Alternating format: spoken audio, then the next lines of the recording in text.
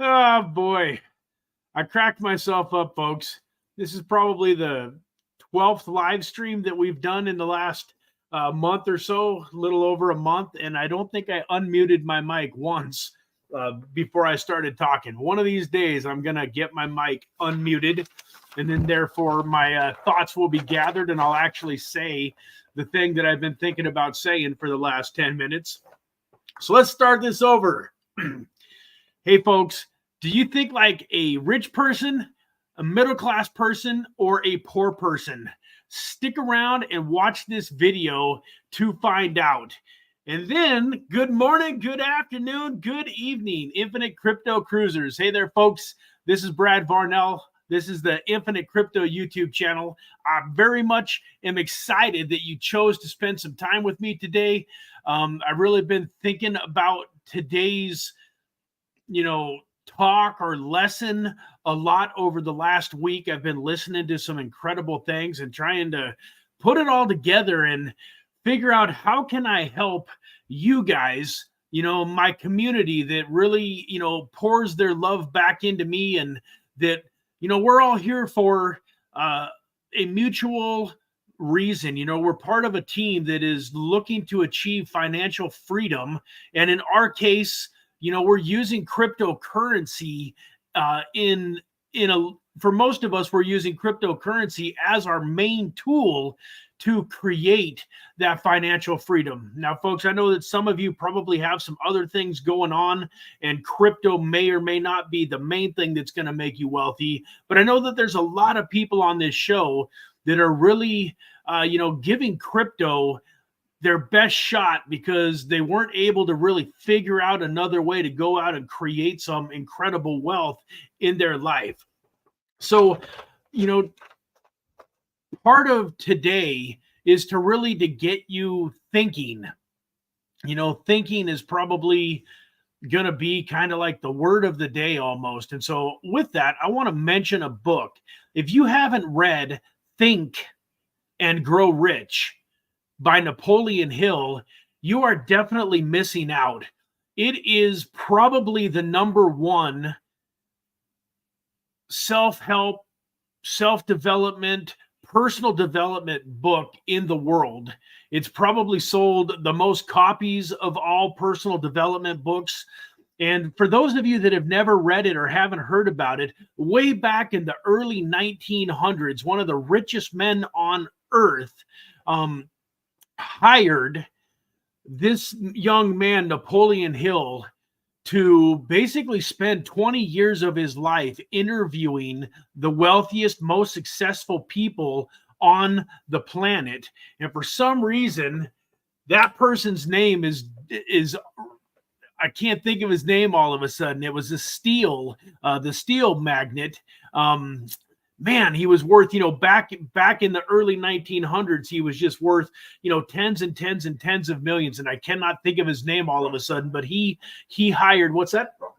No, he hired this young man, Napoleon Hill, to spend 20 years interviewing the richest people in the world. And that book, Think and Grow Rich, is the culmination of all of those years and of all of those interviews, and what this young man found out to be the principles that the wealthiest people in the world almost all employed. Like, after he had interviewed enough of these people, he was able to develop this pattern and see and pretty much almost know what these folks were going to say before he even interviewed them. Thank you, Eric. Yes, Andrew Carnegie.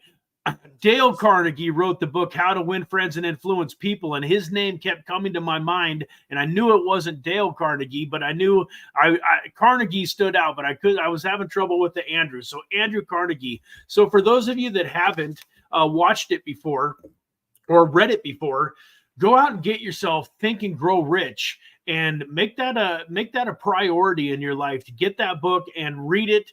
If you've read it in the past, but maybe you haven't read it for years, I recommend that you go back and reread it And, real fast here, folks, I appreciate each and every one of you. I just want to say hello. We got the Hannah J was number one here, was waiting.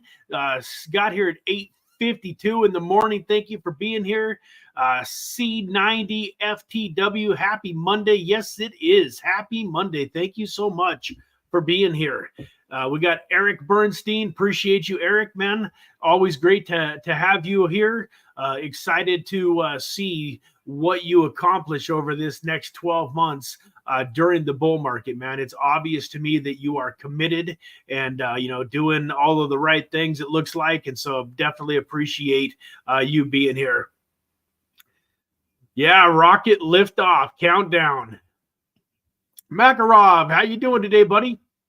Hopefully you and I will get a chance to connect here sometime today about the GainsPad pooling group. Looking forward to connecting with you, getting to know you a little bit, and helping you to get into the GainsPad.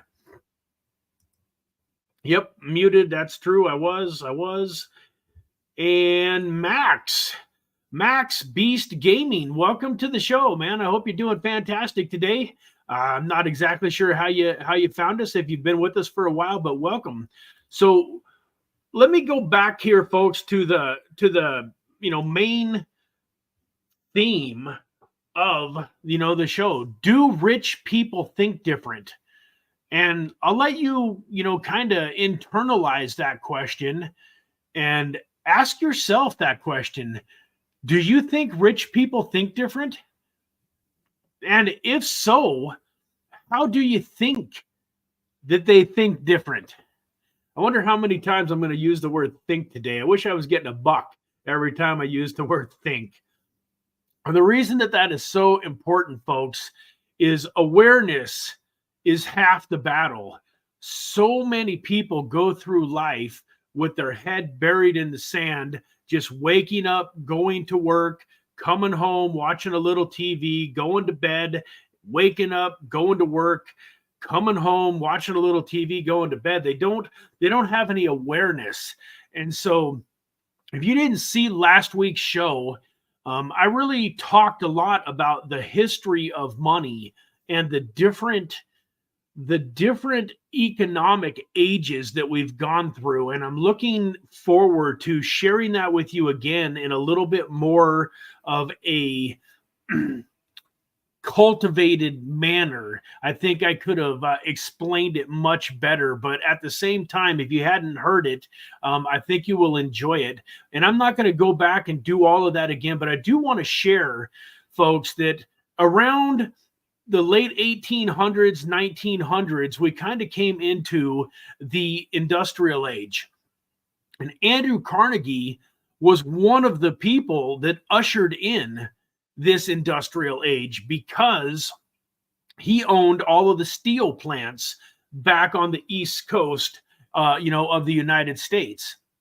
And so him and a few of the other elite people realized that in order to have enough worker bees, enough people to fill in these industrial plants and to make all of the stuff, that they needed to manufacture workers. And that is when we started to become this society that started believing in this: go to school, get a good education, and get a good job. The funny thing about that is not something that wealthy people have ever taught their children. Wealthy people realize that your education and the job that you get because of it has literally zero to do with your financial success. If all you want to do is go through life and kind of struggle and barely make it, have just enough, that's a fantastic path. And they knew that. Part of the reason that they created this, educational system, and they wanted to basically, enslave people so that they could have them basically roboticized. That ain't even probably a word, man, but they wanted a bunch of robots that would wake up in the morning and go to their plants, and they would do the hard work all day. And then on top of that, as I studied into it further, The second thing that they needed, they had all of this product that they were making. Then they needed consumers, because this was the same thing with food. Back even just as long ago as the 1800s, most food was all just farmed individually. Everybody kind of had their own land and they would farm their own food. They would have their own chickens and their own cows and all of that kind of stuff. And then in the 1900s, when this industrial age ushered in, well, now all of a sudden the farms became these mass production. They needed transportation. The trains were invented because they had to get this food, distributed before it went bad. And so the two things that they created back then were people that would work and do all of the work. And then they also started creating consumers. Television came along in the 1940s, and with that came TV commercials, and they started basically programming us to do what they wanted us to do all the time, not doing it themselves. Talk about a do as I say, but don't do as I do type of philosophy. That is exactly what happened. And now, folks, I'm kind of talking about the evil side of the rich people that were in power and how they started to take over control of our minds. And what this show is about is how to take back over control of your own mind. So believe me, there are a lot of incredible wealthy people out there that do amazing things for a lot of people, that love people, that are contributing to society. So I don't want you to get the idea that I'm down on rich people, because I'm not. The fact of the matter is money is just a tool. So whether you're talking about a hammer or a knife or money or anything, it's just a tool. If you have a knife that's good and sharp, you can do a lot of amazing good things with that. And there's also some harm that you can do with that.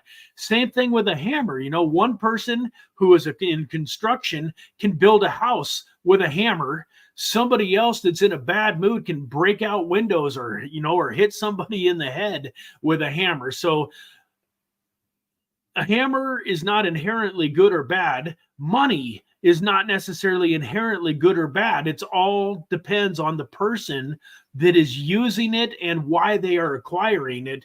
But the fact of the matter is, a lot of evil people have gotten wealthy, and part of the reason for that is the law of wealth, the law of success is just that. It's a law. It's like a law of gravity. So if you employ it, you will get money. Now, on this show, it is our opinion that money is not going to change your life for the better unless you have changed you for the better first. So this show is not about just going out and accumulating as much money as you can so that you can buy a bunch of stuff and lay around on your kitchen, eating Doritos, or lay around on your couch eating Doritos. But it's important for you to understand the difference between the way that rich, middle class, and poor people think. So let's get into that a little bit. And let's start with poor people. So, once again, folks, I'm not here to hurt anybody's feelings. I'm not here to, pass judgment. Most of the time, you were born into one of these three categories. And especially if you were born into the poor person category and you grew up around people that had, poor mindset, it wasn't your fault. And once again, awareness is half the battle. So if you are sitting here watching this and you are poor and you feel like I'm beating up on you a little bit, believe me, it's all in love. And I understand that probably most of you, if any of you that are watching this are in that situation, it wasn't your fault. You were born into it, and it was just learned. You were learned it from other people. So, with that said, I heard a good friend of mine and a mentor once say, the difference between broke people and poor people is that broke is temporary and poor is permanent. And so with poor people, a lot of times it lasts for generations and generations and generations. And what poor people are a lot of times looking to do, or are doing, are they are have been taught to kind of use the system. These are the people that that are on welfare permanently. No, so once again, I mean, it's such a subject where I feel like I have to tread so lightly. I am not against welfare. I am not against somebody getting on welfare, getting food stamps, and and taking care of their family. Single moms and husbands and then stuff that have lost their jobs, and whatever that case might be. I know that there are legitimate reasons and some good people that are on food stamps and that are on welfare for a short period of time. But once again, it was designed to be there for a short period of time. But so many people get sucked into that trap, and it ends up going on for generations. But the biggest thing, poor people are basically focused on, how do I get shelter and how do I get food? And they spend most of their brain power, most of their thought on, how do I just survive? So poor people are just in flat out survival mode. They just got to make sure that they have enough to, put a roof over their head. They got to have enough to get some food. They're never thinking really about abundance. I mean, sometimes they might sit back and daydream and think, man, it would be nice to be so and so, but they don't have any belief that they can actually go out and create wealth in their life. They've pretty much given up on it, in fact, in most cases. And if that sounds like you at all, give yourself a wake-up call and understand, folks, something that is super important to me is my faith. I'm a Christian. I believe that we are all sons and daughters of a king, that God made me, he made you, he made that rich person that you admire, he made that homeless person. And guess what, folks? None of us are better than anybody else. God made us all exactly the same. Now, of course, we all have a few different talents, and God gave us different gifts, and our specialties and the things that make us unique are all different. But at the base underlying fact is that God made us all in his image, and he put us here on this earth to do something great. And every single one of you that's watching this video has greatness inside of you. Every single one of you has a loving God up in heaven that's looking down and that wants to see you basically fulfill your full potential.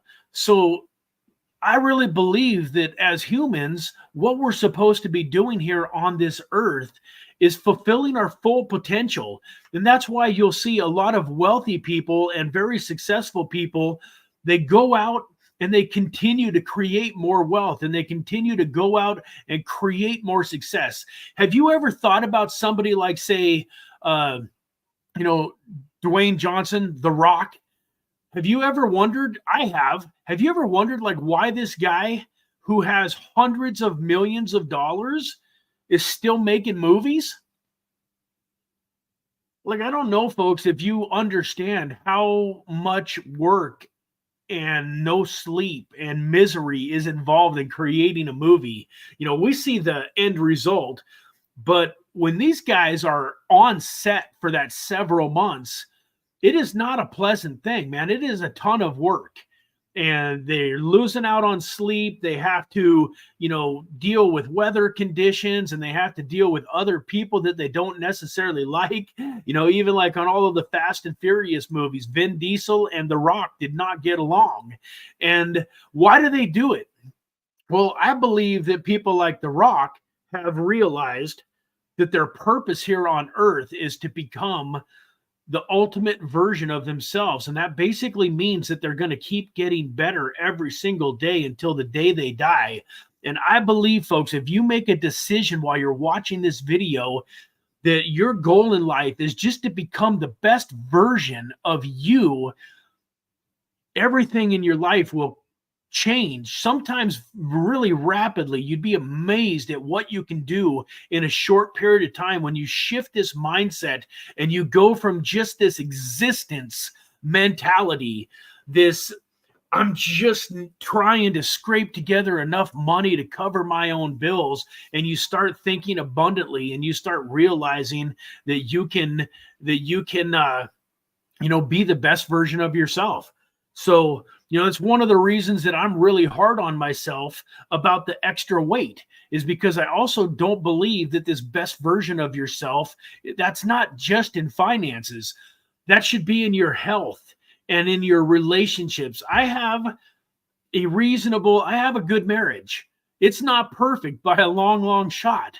We just went to a marriage retreat a little over a week ago on a Saturday. And then I think it was either Monday or Wednesday of last week, or, Sunday or Tuesday.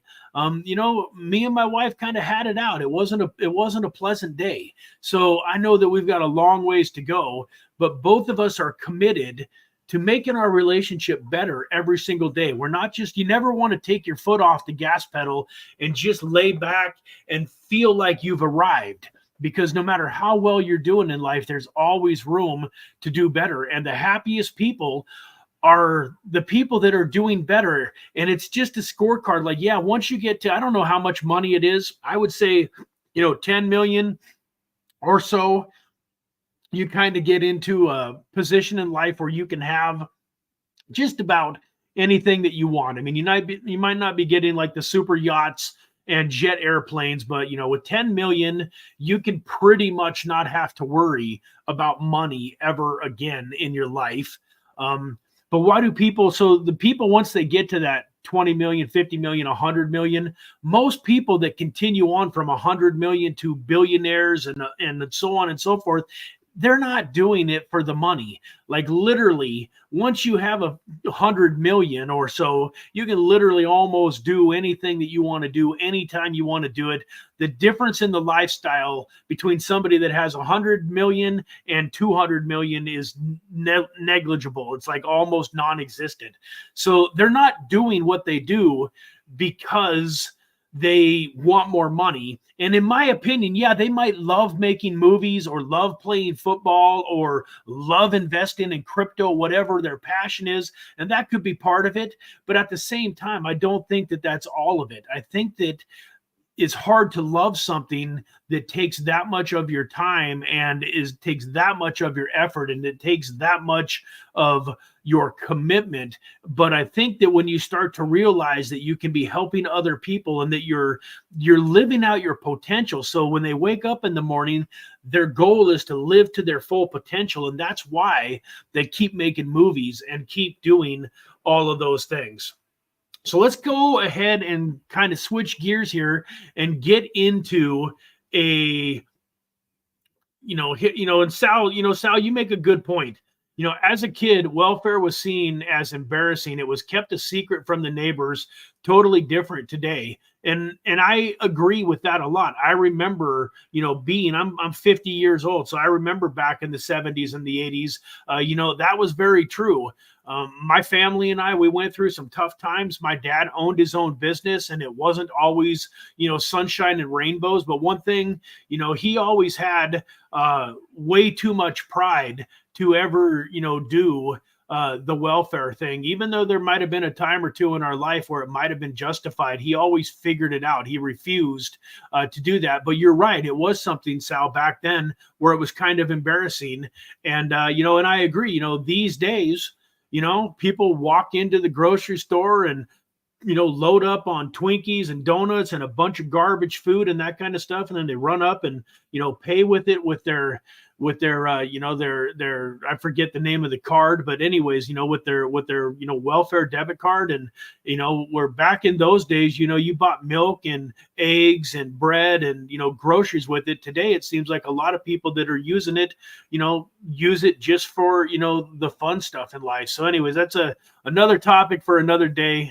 I'm probably going to get canceled after this show, but let's get on to the middle class, because this is where you start to think that it gets fun. So the middle class people, they have arrived.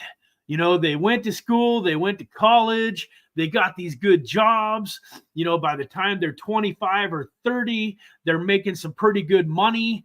A lot of times they have bought a house and they've got a couple of new cars sitting in the driveway, and they look good and they're broke. They smell good and they're broke. Folks, this is so important. I want you to get this. I want you to go open your window. If you're middle class and you live in a nice neighborhood, I want you to open your window and I want you to look at all of the houses across the street from yourself. And I want you to look at some of the people that maybe have, nicer cars. Maybe you're driving, a lesser model, at least in your eyes. Maybe they've got the Mercedes or the BMW or the Lexus in their driveway, and you're kind of envious and you're looking over. Maybe their house is a little bit bigger, more square footage. And I just want you to say to yourself, that just means they're broker than I am. I could guarantee you that if I went outside here and I started knocking on my neighbors' doors and I started asking them about their financial situation, just about every single one of them is living paycheck to paycheck. Because unfortunately, what happens, folks, is middle-class people spend everything they make and then they get into debt for even more. One thing about a poor person, like if you're sitting here on this video, this might sound funny to you, but if you're sitting here and you're a poor person, you probably have a better chance or a less work to do to get out of poverty and to create wealth than a middle-class person, because as a poor person, you probably weren't in a position to get a bunch of credit. So you don't have 2 car payments. You don't have a mortgage payment. You don't have $10, $25, $50, $100,000 in debt like most middle-class people do. Most middle-class people, they don't own their cars. They don't own their house. They owe tens of thousands of dollars in credit card debt, and yet they got a nice car. They look good. They go to the restaurant after church and they whoop out their credit card and they pay for their meal, on credit. And like I said, they look good, they smell good, and they're broke. And so, folks, don't fall into the middle class trap. So, you get out of school, you get out of college, you get a good job. And what the world tells you is that it's time to start getting stuff. You're here to impress people that don't even know your name, but it's just what society does. Your neighbor has this car, you want this car. Now, I know that most of us will say, hey, I don't care about that kind of stuff. I bought that Lexus because I like Lexuses. Baloney! Baloney sandwich. Quit lying to yourself. Yeah, you might have liked the Lexus. You liked the leather seats, you liked the Lexus, but you liked the way that Lexus made you feel. And part of the reason that you like the way that it made you feel is because you like people looking at you in your Lexus and thinking, oh man, that guy must have it made. You like people that are looking at you in your Mercedes. And don't get me wrong, man. I want to have some nice cars. I want to have some incredible cars. My wife and I were talking yesterday about a Jeep Rubicon, Cadillac Escalade, and Ferrari. For whatever reason, I grew up, I've always, Lamborghinis are cool cars. I like some of the other, Corvettes and some of the other, supercars or whatever. But Ferrari has always been kind of like my favorite car of the supercars. So at some point in time in my life, I'm going to own a Ferrari. But the difference is I'm not going to be going into debt to own the Ferrari. And I'm not buying it to impress my neighbors. I'm buying it because I really, truly want to enjoy a Ferrari. And I've already come to the conclusion that I'll probably buy a Ferrari. I'll probably drive it around for a few weeks, and then I'll be like, you know what? This is uncomfortable. It's too low to the ground. It's too loud. The suspension on it is so tight that you feel every single bump. I think I'm going to go drive the Escalade on most days, and I'm just going to take the Ferrari out for short trips every once in a while. So it'll probably end up being somewhat of a waste of money. Who knows? I might even just, rent one for a few weeks and then see if I even want to buy it. But my point is, middle class people, the biggest difference between the rich and the middle class is that the middle class are using their money to buy things. And normally they're buying depreciating assets. They're buying cars that go down in value. They want to go buy, the designer $400 pair of jeans that basically are worthless other than to wear after you buy them. You're not selling a used pair of jeans. Most people don't. They're going out to nicer restaurants. And that's the other thing about middle class people. It doesn't matter, say you're middle class at $50,000 a year or middle class at $100,000 a year or middle class at $150,000 a year. It's all the same. You're just broke on a higher level. And what I mean by that, folks, it's all about mindset. So if you're making $50,000 today, you probably would think to yourself, man, if I got a raise, if somehow my boss walked into my office today and told me, Brad, I got good news for you, buddy. You've been doing such a fantastic job. I'm going to do something that's unheard of, and I'm going to double your salary. I'm going to give you a raise. And starting as of right now on your next paycheck, you're going to start earning $100,000 a year instead of 50. All of us would have been excited about that. We would throw up our our hands in the sky and be like, hallelujah, man. Life is awesome. I'm never going to be broke again. Well, the bad news and the sad reality, folks, is that probably within 3 months to maybe a year, 2 years at the most, you're going to be absolutely just as broke as you were when you made $50,000. Because guess what? Instead of driving the Honda Accord, you went out and got the Mercedes.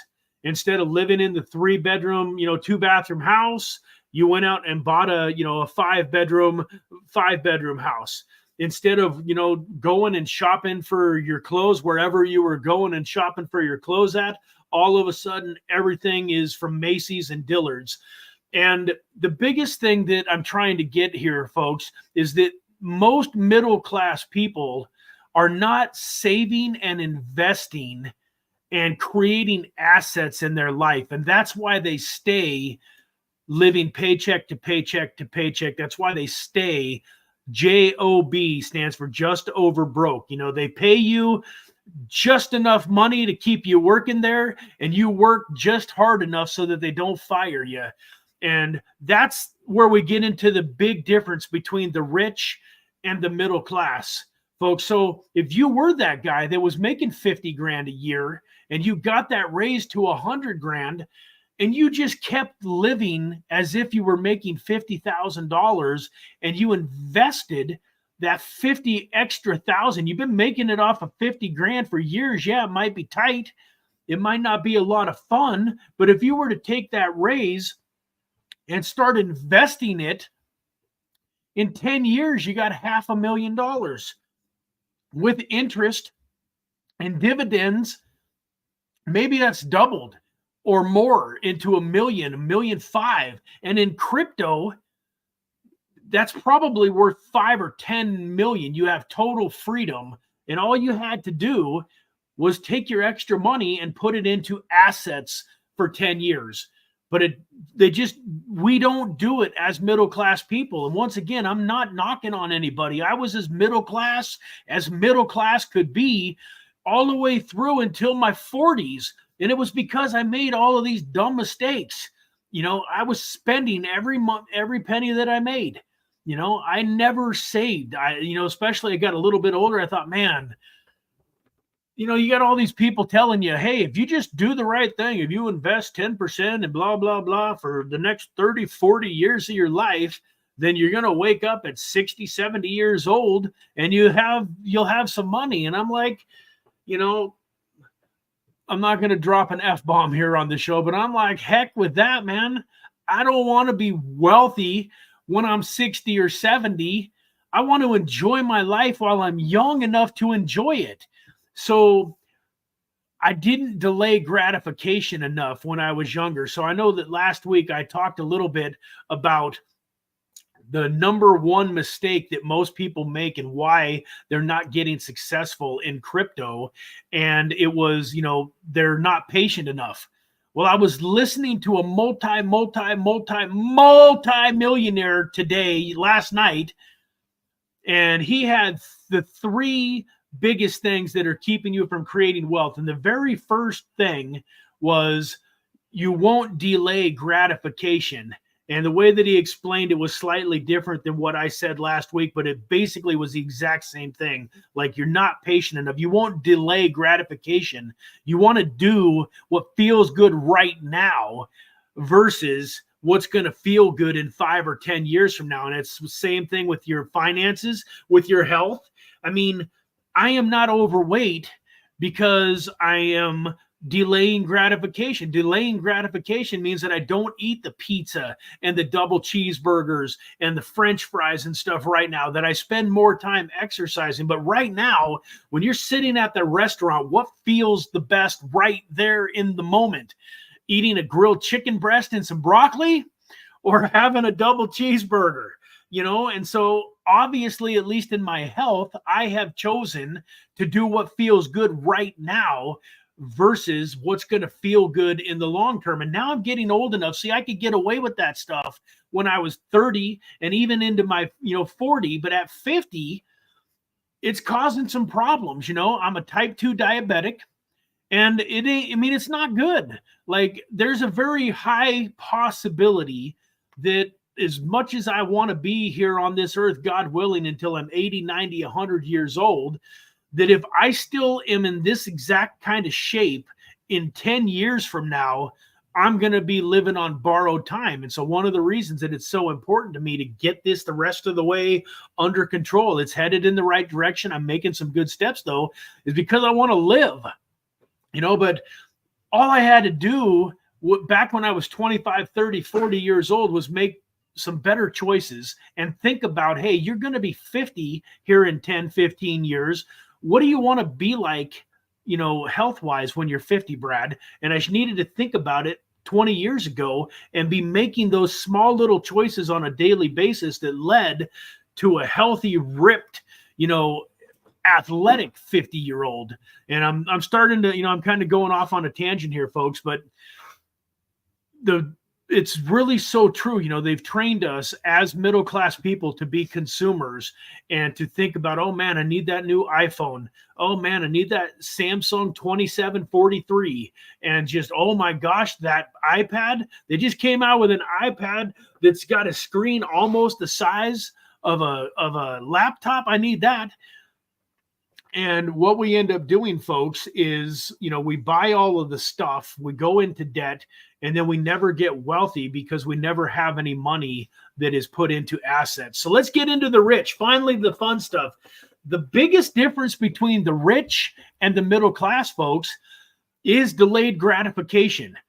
You go and look at the rich people. For the most part, they got all the stuff. They've got the beautiful house, they've got the beautiful cars. And I want to make this clear. I'm talking about really, truly wealthy people that own their stuff. I'm not talking like, there's a lot of millionaires out there that are broke because they bought big mansions, big, car payments, do these exotic vacations, and they still got these massive credit card balances. So I'm not talking about, if you make $1 million a year, you are not rich.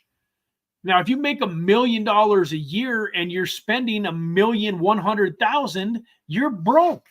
I don't care that you made $1 million. I don't care if you made 10 million and you're spending 11 million a year, you are broke. I'm talking about people that have done it the right way, that have built true wealth, and that have the ability to just go out and stroke a check for a $300,000 car when they do it. Now, a lot of times they don't stroke the check for the 300 because they can take that 300,000 and turn it into an asset that pays the $3 or $4 or $5 or $6 or $7,000 a month car payment on that Ferrari, and they're writing it off. It's a tax write-off, so they don't have to pay taxes on that money. So that's a whole nother subject, the way that the rich take advantage of the tax laws and that type of stuff. But I'm talking about wealthy people that have done it the right way. Like one of my favorite mentors, a gentleman named Ed Milet, is worth hundreds of millions of dollars. He just came out with a video not that long ago talking about money. And he said he just bought his first brand new car in his life not that long ago. He's like, why would I go buy a brand new car and pay all of that money for it just to drive it off the lot and have it lose 25 or 30% of its value? No, thank you. I'll let somebody else do that. And I'll go buy that car a year or two old after it's all of that depreciation has happened. And you think to yourself, why, if you have hundreds of millions of dollars, do you care if a $150,000 Range Rover is only worth $100,000 the second you drive it off the lot? Like, why in the world will you let somebody else drive it for a year or two and then you go buy it for 80 or 90,000? Well, it's all about mindset. Has nothing to do. He's got hundreds of millions of dollars. He could go buy 1,000 Range Rovers with his money, but it's all about mindset. And the way that he thought that got him to where he is the way that he still thinks. So here I am, broke as a joke and ready to choke, as Myron Golden would say. And I've been buying new cars for the last 20 years. I mean, literally, I haven't had anything but a brand new car for a long, long time. I normally only drive my cars for, 2-3 years. I've had some leases, but here I am, during a lot of that time, broke as a joke and ready to choke. And here I have a brand new car with a big car payment, and I got a guy worth hundreds of millions that's waiting a year or two to buy a car with all of that depreciation. So once again, this talk is as much for me as it is for anybody. When I do these Monday shows, just think to yourself in the back of your mind, oh, okay, this is something that Brad is dealing with. It's something that he's struggling with to a certain extent and that he's overcoming. And so he's trying to teach it to us so that he learns it better himself. That's another reason you should never be offended by anything that I'm talking about, because so often these are the stupid, dumb mistakes that I've made in my own life and that I'm just trying to help you not make. If you're a young man watching this, you're 18 to 25 and you haven't gone out and started buying the fancy cars and getting yourself in all that debt, maybe, just maybe, you won't after watching this video. But it's also to give hope to all of you that are 30, 35, 40, 45, 50 that have done all of this stupid stuff. I'm here to tell you that you can change your mind and that you can start working your way out of this hole and create a mindset of the rich. You got to create a mind of a rich person, of a wealthy person, before the riches actually come your way. You're not going to make all of the money and get rich and then start thinking like a rich person. You got to start thinking like a rich person now and start doing things that rich people are doing now in order to have that transfer into your life and materialize in the next year, 5, 10 years. It's going to be a different time frame for everybody. The good news is, because you're on this channel and you know about crypto, you have the ability to change your financial future massively in a short period of time, but you just got to get into the right mindset. I was doing a one-on-one coaching call last week, and one of the things that, we talked about, and I kind of danced around. I was a little shy. I was like, hey, I don't want you to be offended by this, but you're paying me to be your coach, not to be your friend. So is it okay if I lay it into you a little bit, And he said, yeah, absolutely. I'm not here, for you to beat around the bush. So, I told him, hey, why don't you consider going and getting a second job? This is a person that has the ability. He as of right now, he doesn't have a lot of responsibilities. He's a single guy and he's making enough money to live and pay his bills and everything. But we were trying to figure out how he could create more income so that he could get enough money invested into crypto during this time frame over the next 6 months to a year to create financial freedom in his life during this bull market, rather than having to wait and do it over the course of 2 bull markets. And so I mentioned to him, hey, what do you think about going and getting a 20-hour-a-week job? And I kind of went through my example that I talked about, on Wednesday, I think it was, on the microcap gem video, where if you're just barely making it, you don't have a ton of money to invest, go Uber. Or, I mean, even as silly as it sounds, go work at McDonald's for 15, 20 bucks an hour, 4 hours a day, and take that $50 a day. If you take 50 bucks a day right now and put it into crypto, that's going to at least 10x over the next year, and it might do even more. So you're not making 50 bucks a day. You go Uber and you make 50 bucks, or you go get a part-time job and you're making 50 bucks, whatever it is. And there's a lot of part-time jobs out there that are a lot more prestigious than McDonald's or maybe than Ubering. But once again, your mindset, like, wealthy people aren't worried about what other people are going to think. Oh my God, can you just imagine, folks? How many of you, when I said go get a job at McDonald's, thought to yourself, are you kidding me? There's no way that I am going to lower myself. Can you imagine at 40 years old, you're walking out to your car in your McDonald's outfit and your neighbor sees you and you can just read their mind. They're like, oh my God, what is Varnell doing, man? The poor guy is working at McDonald's. Oh, his life must just be really going down the crapper, man. And they're thinking all of these thoughts. And you know what? Who gives a crap? In a year from now, you're going to be selling your house and moving into a mansion because you were willing to go out and do what it took. You didn't base whether or not you were going to do something on whether or not it, aligned with your, is this hoity-toity enough for me, or does this still make me look good? Like, yeah, I'll get a part-time job as a lawyer, but no way I'm getting a part-time job at McDonald's. Folks, your neighbors getting ready to go out to work a 9 to 5 that they hate. They got car payments that they're barely making. They got hundreds of thousands of dollars in debt. They're broke as a joke. They look good, they smell good, and they're broke. Who gives a crap what they think? They're probably not making $500 a day either.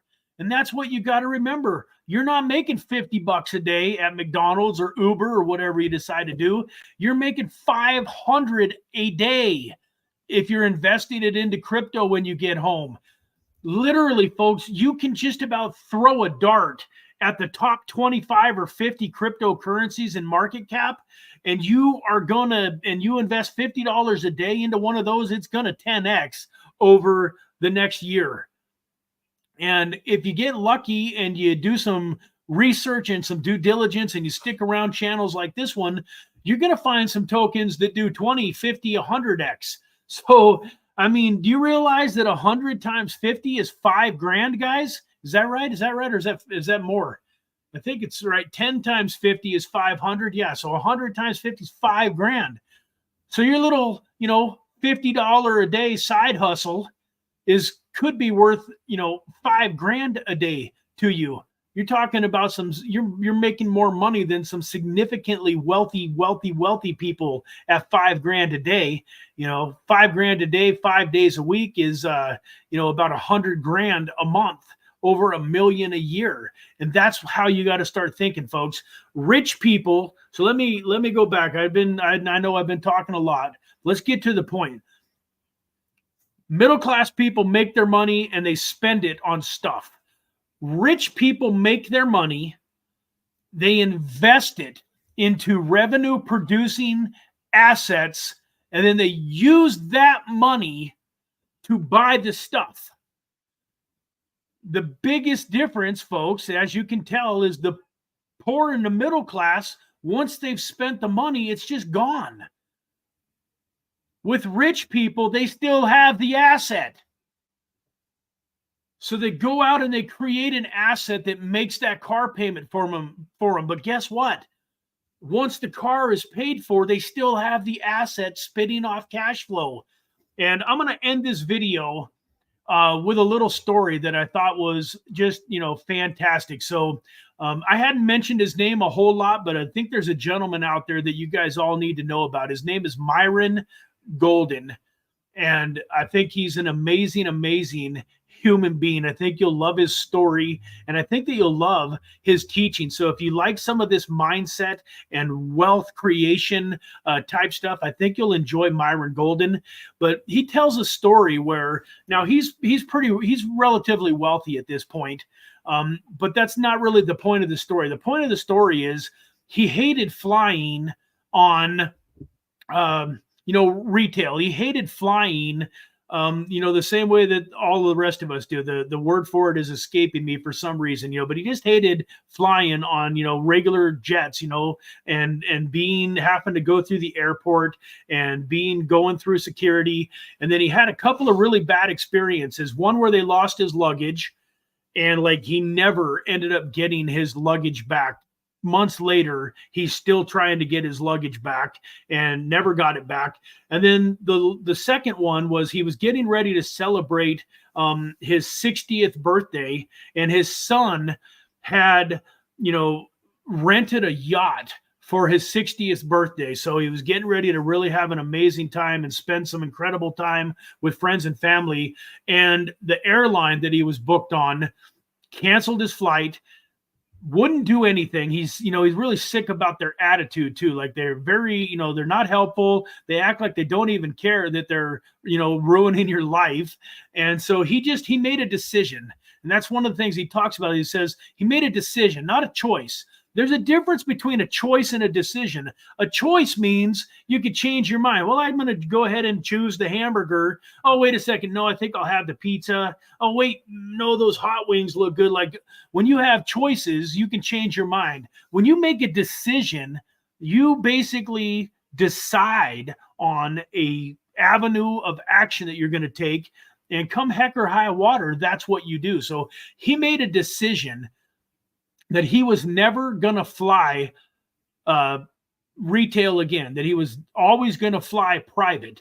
And now he thought that it was probably going to cost him $20,000 or $30,000 to be able to fly private. So he called up one of his buddies that he knew that was, that had a jet, or that knew people that had jets, that was in the know on that kind of stuff. And he said, hey, I've got an event next month.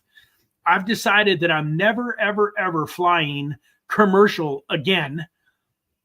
How much is it going to cost me to charter a private jet from point A to point B and then get me back to point A? And he thought it was going to be 25, maybe 30 grand. And his buddy told him, well, that's probably going to run you about 60, 70,000. He's like, what? 60 grand for a plane ride?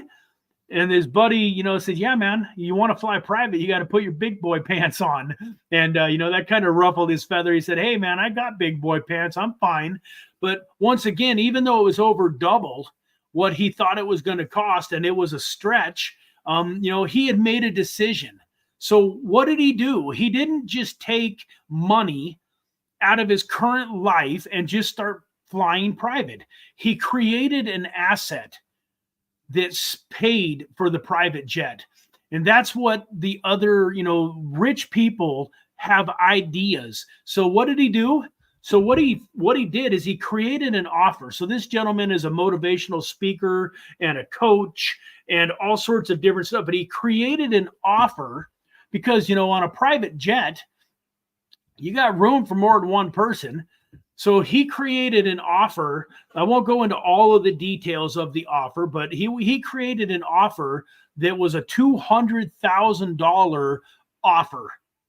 And right off the bat, he sold 8 of these $200 coaching travel packages, whatever, the details were. He sold 8 of them. And then over the next 12 months, I want to say that he sold 16 more or 20 more. It was a total of about, So then the rest of the story goes too, that after a while, he sold some more at 200,000, but then he raised the price to 350,000, and he sold like another 10 at 350,000. But the way that he tells the story is that year, it cost him like I think don't quote me on the numbers here, I might be off, but he spent, say, $1 million to fly private over the course of the next year. But the offers that he created made him about $1.7 million that first year. And now they're making him multiple millions of dollars in these years. So the very first year, the fact that he decided to fly private didn't cost him $1 million. It made him 700 grand.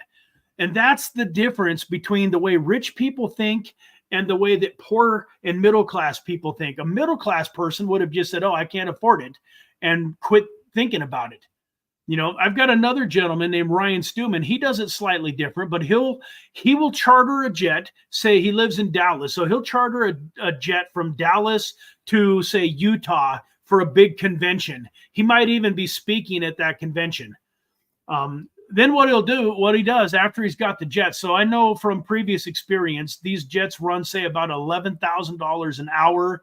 So, you know, it's going to be around 5 hours from Dallas to Utah. So 55,000 there, 55,000 back. So say it's going to cost 110 grand to make this trip. He will then advertise it out to his community and say, hey, if you want 10 hours on a private jet with me, where you can ask me questions and pick my mind, and there's going to be a lot of other very successful people on this jet, an incredible opportunity to network, and it's only 10 grand to fly from Dallas to Utah, go to this conference, hear a bunch of speakers, and then fly back to Dallas. You can do whatever you want while you're in Utah, but we're flying into Utah, and 3 days later, we're flying back to Dallas. What you do in Utah is, you know, up to you. And he has, 10 or 15 people take him up on that offer. And so not only does he get the jet paid for, but he usually has some profit, and he got to fly for free. And my point here, folks, is, yeah, of course, in order to be at that level in life and to be able to, you got to know some people that got 10 grand and that are doing pretty well in life. So I'm not saying that you or I could go out tomorrow and all of a sudden just be flying private everywhere we want to go. But that's how our minds should be thinking. How can I fly private? Another instance, another way that he made a bunch of money off of his jet is he was at an event and he had a guy walk up to him and say, hey, I hear that you've got a private jet and you're going back to Florida. I need to get back to Florida. What would it take to fly back to, Florida with you? And so Myron Golden came up with an offer. He told the guy, hey, I tell you what, we're going to have about 5 hours on the plane. I usually charge about $40,000 an hour for one-on-one coaching for an hour. But I tell you what, for 25 grand, I'll let you fly back with me. And during the flight, I'm going to teach you how you can fly private for free. So that was basically the offer. Hey, 25 grand, you get 5 hours with me. And during those 5 hours, I am going to teach you how you can fly private for free, maybe even profit from it like I do.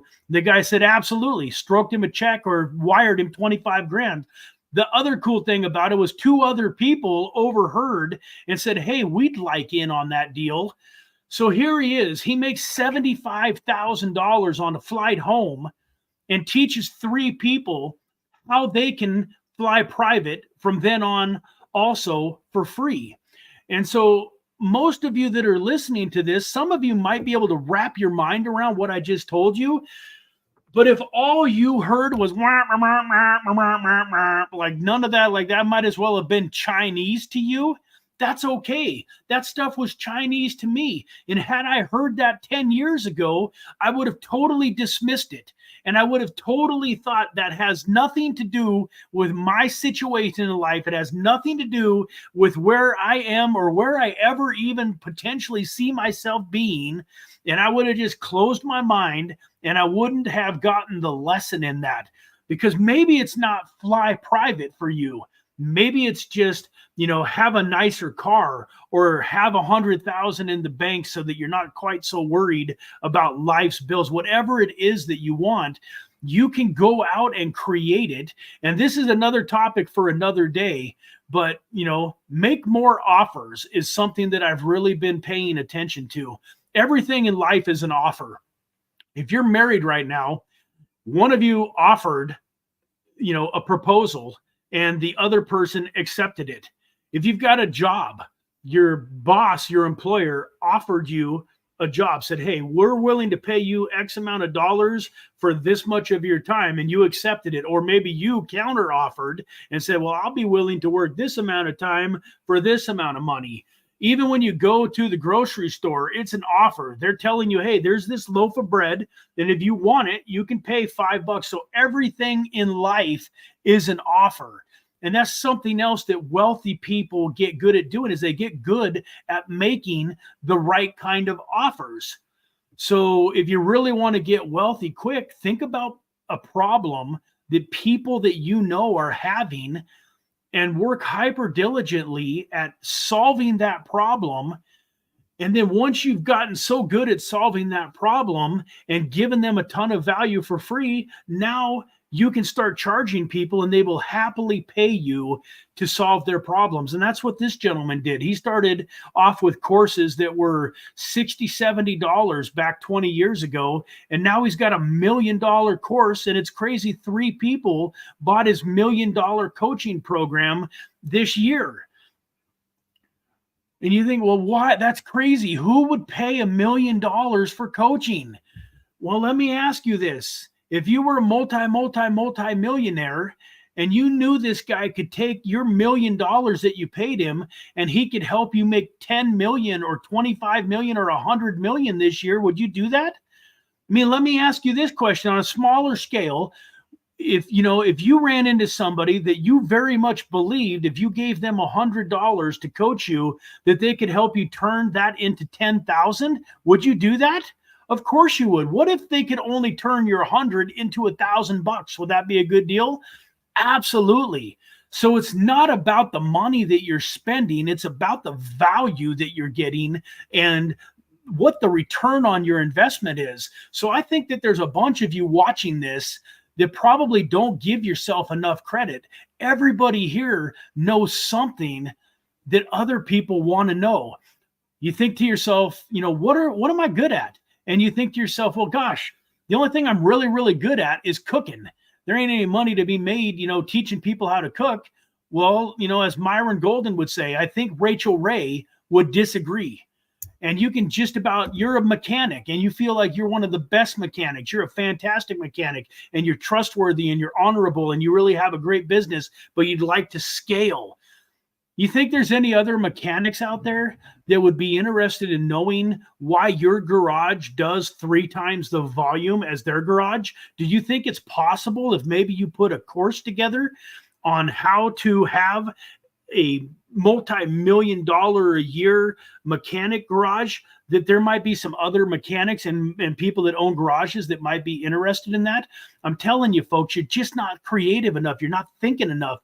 And so many times it's little things like the difference between a mechanic shop doing millions of dollars in business and just barely surviving could be as little as this.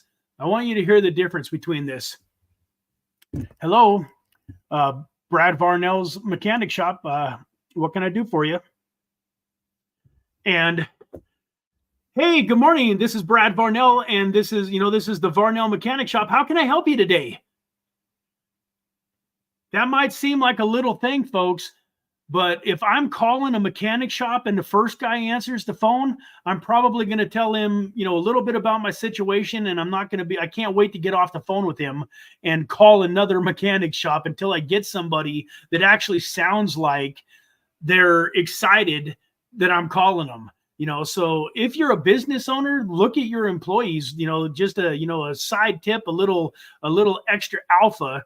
The way that they're answering the phone could be making or breaking you, and little things like that people need to know. So I'm gonna talk a lot more about offers and how you can start to create some offers in your life that create cash flow. So to circle back to the story, the thing that he loves about creating an offer. And he talks about how we are creative, like God created the earth and created the mountains and created the oceans and created us humans. He is a creator and we are made in his image. So therefore we are creators too. And it's been proven over the last tens of thousands of years that is the case. We used to be cavemen. And then somebody figured out how to create fire. And then it just progressed from there. But, I mentioned TV. TV wasn't invented until the 1940s. There was a time in our lives, hard to imagine, where there was no TV. Do you realize that they were using candles and oil-soaked rags to create light for thousands of years until Thomas Edison created the light bulb? Horses and buggies, and then turned into automobiles, which turned into trains, which turned into jets, and on and on and on. Humans are creative. Every person out there, everything that the bed that you sleep on, they used to sleep on the ground. So folks, there's opportunity everywhere you look. You just got to start training your mind to look for it and to start asking yourself better questions. What kind of an offer could I create?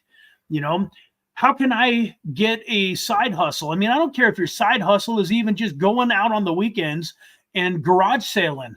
Buy a bunch of stuff on Saturday and Sunday at garage sales for bargain basement prices, and then come home and list it on Craigslist and, Facebook Marketplace or whatever, Go out. I had a guy buy a couple of my cars from me. You know what he did? He drove around the neighborhood, and on cars that looked like they had been parked there for a little bit, maybe were a little dirty, they weren't getting used all that much, he put a note on the car saying, "Hey, I buy cars and I've got cash. If you're interested in selling your car, let me know." Well, it turns out that I had a Jeep, a Jeep Cherokee sitting out on a street that the catalytic converter had gotten stolen off of. I was much more excited about selling that than trying to fix it.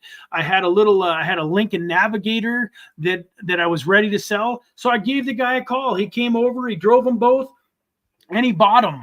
And I knew that he was going to fix them and resell them. And sure enough, he fixed the Jeep and resold it. And then I know that he resold the Navigator because we had a little problem with the title.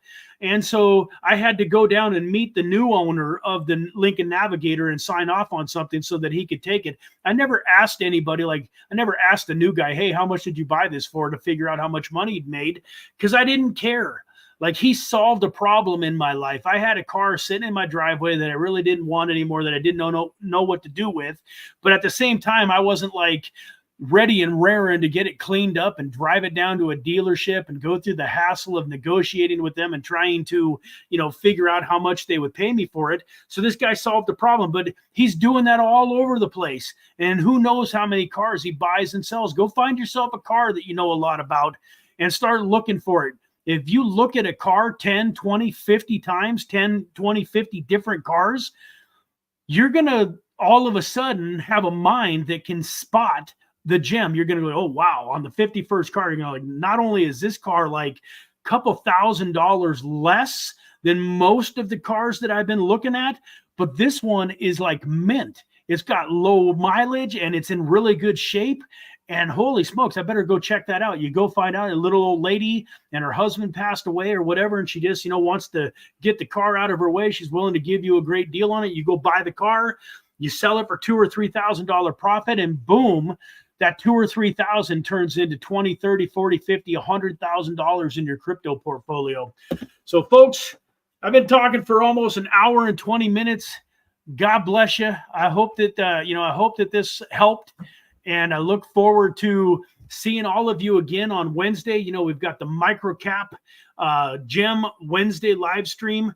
Real quick before I go, does anybody, the Hannah J, Land Rover or Range Rover, one of my dreams. Hey, that's one of my dream cars too. I really love Range Rovers, and I think I'll probably have one of those at some point in time too. Does anybody have any questions at all? I got a few minutes here. If you're still watching this, let me know in the chat. Do you think I'm crazy? Did I offend you? Do you have any questions? Is there, anything before we hop off this call? It's Monday, man. We got a beautiful, incredible week in front of us. The ability to go out and change our lives in just the next week. You will be amazed at how quickly, once you get this thing working for you instead of against you, how quickly things start to change in your life. So anybody at all, before we call this a day, got a question or a comment or anything that they would like to say? This is the last comment I'm seeing. Is that the last one for you too? The appreciate your guidance from Hannah J. All right, folks. Well, that comment was it was over 20 minutes ago. So I am guessing that you guys are ready to go get on with your life. So once again, thank you so much for sticking around here with me for this last hour or so. God bless. I look forward to seeing you on Wednesday in the Crypto Gem live stream. Take care. We'll see you in the next video.